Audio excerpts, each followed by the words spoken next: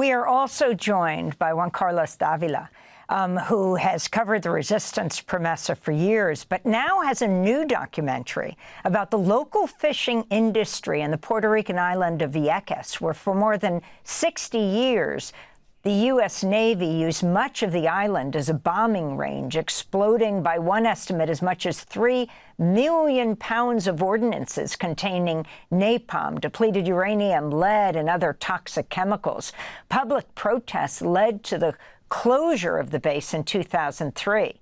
Juan Carlos Dávila has been reporting on Vieques for years. His latest film just came out on PBS, Farmers of the Sea, focusing on how access to fishing is changing due to climate change and also the impacts of contamination. This is a clip.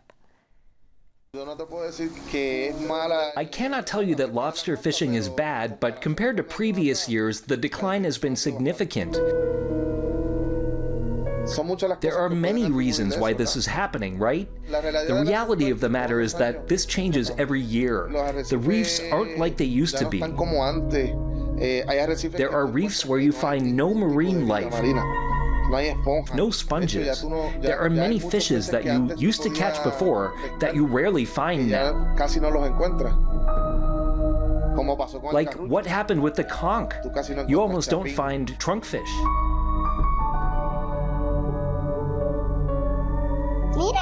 Look, those really are turtles.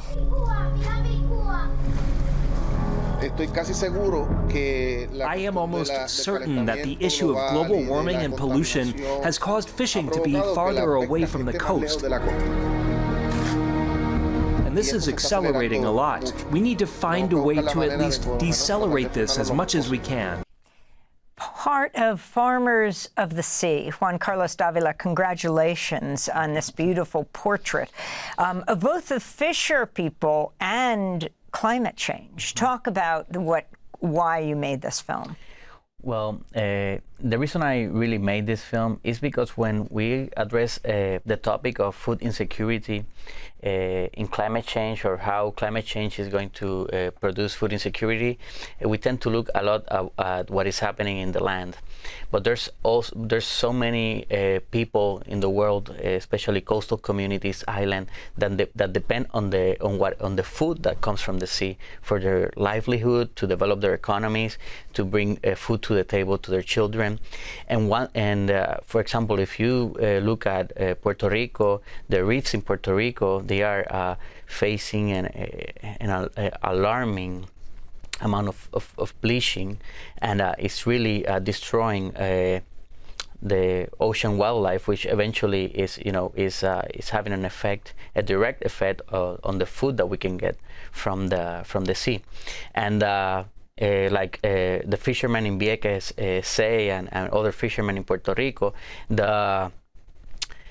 the ocean is that industry that always has jobs available, because you can go and fish and come back and sell that fish. But also, even if you are not able to sell that fish, you can provide food for your family so it doesn't go hungry.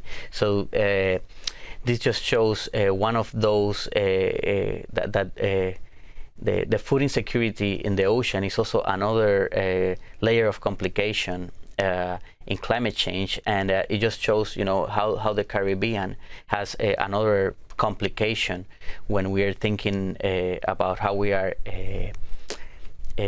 situated geographically in one of the front lines of climate change. So it's not just about, we're not only facing strongest hurricanes now, but we're also facing we could face food shortages, especially the islands that depend so much on the food that comes from the sea. And Juan Carlos, we only have about less than a minute left, but we'll do a post show. But could you also talk about what has the United States military and the government done about cleaning up Vieques, which was essentially a fishing community before they occupied it and destroyed it for so many years? So the fishing community, the federal agencies, really what they do is that they inform the community of what they're doing. Just in general, what they do is that they have been gathering the bombs that they are able to see on the surface and piling them up, and really much exploding them and in Vieques. But then but there's also many other bombs, which also releases another type of contamination. But there's also a lot of bombs buried and thousands and thousands of bombs in the water that they haven't picked up. We have to leave it there. Juan Carlos Dávila, filmmaker, journalist, activist from Puerto Rico, will link to your piece, Farmers of the Sea, for PBS. Senat and the Rebel Boats documentary will premiere at the Black Star Film Festival in Philadelphia. Thanks for watching Democracy Now! On YouTube. Subscribe to the channel and turn on notifications to make sure you never miss a video. And for more of our audience-supported journalism, go to democracynow.org, where you can download our news app, sign up for our newsletter, subscribe to the daily podcast, and so much more.